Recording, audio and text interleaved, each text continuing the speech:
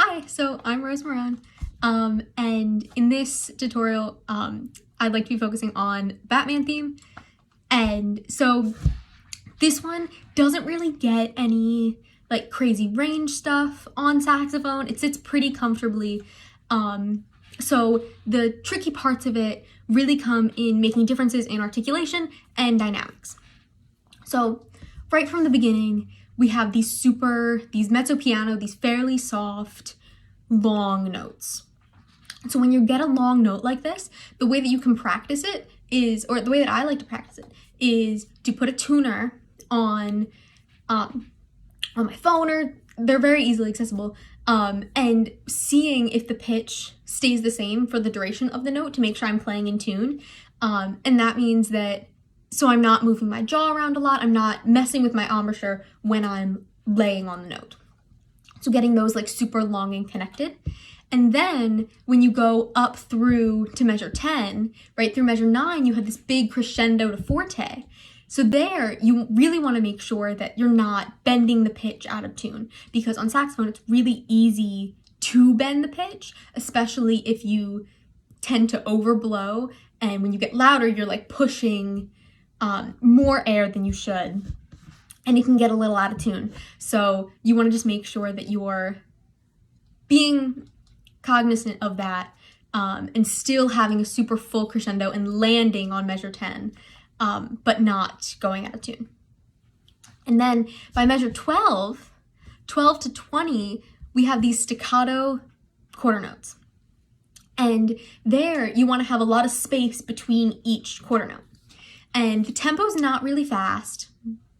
It's picking up steam a little, but it's not super fast here. So you really want to make sure you're locking into the conductor and you're staying on beat, because it can get really difficult to line everything up with everybody else. But you want to make sure you're in time, which means just make eye contact with the conductor, listen to your peers, and it'll be like, it's fairly easy to make that space and lock into each other. You just have to listen.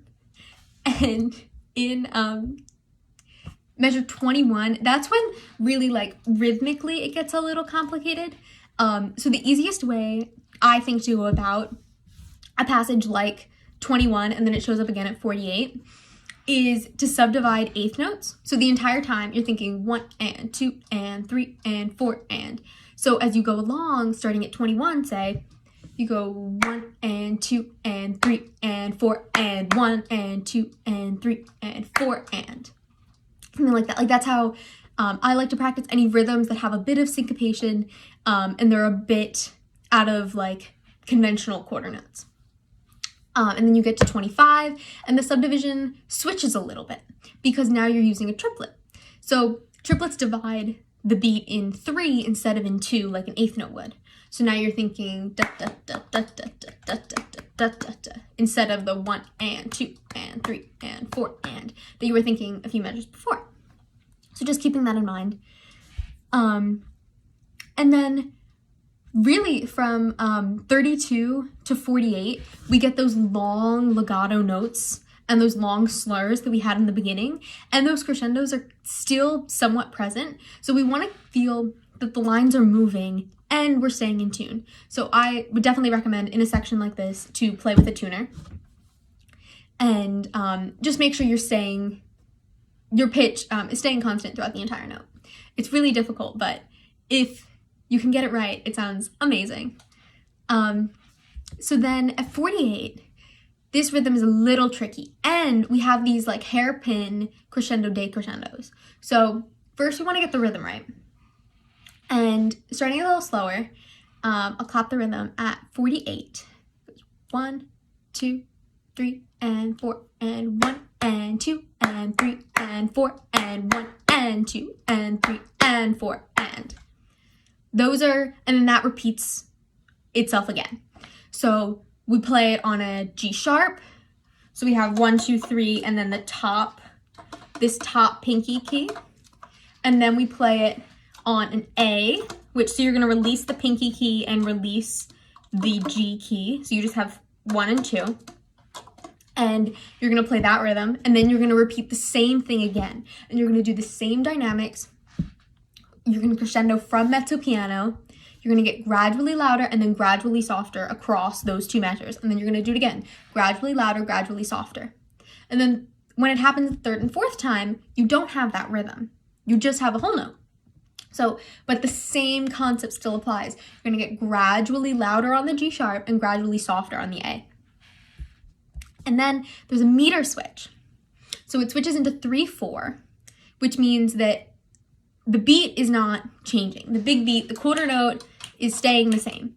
But you really want to make sure you're listening to your conductor and you're watching your conductor, because when they switch into a 3 pattern instead of a 4 pattern, you have to be ready to play on 1 in measure 57 and not be stuck in this 4/4 pattern. So that's something to keep in mind to practice that switch with your section. I think that's pretty much everything that I thought was a bit complicated in this song. You definitely want to make sure that there's a strong finish. So you have the accented notes in 72 and 73. Then you have the staccato ones in 74. So lining those up and making sure they're like separated and there's space between them. And you have a marcato on 75. And that you really want to line up with the entire band, which comes in practice, like in full rehearsals, but making sure that in your own individual practice that you can line that note up every time.